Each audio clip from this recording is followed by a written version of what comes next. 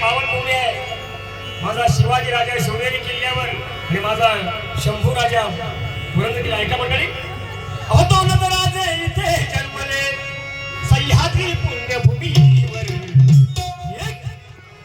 एकट्या शिवनेरीवर एकट्या शिवनेरीवर एकट्या पुरंदरावर एकट्या शिवनेरीवर एकट्या शिवनेरीवर एकट्या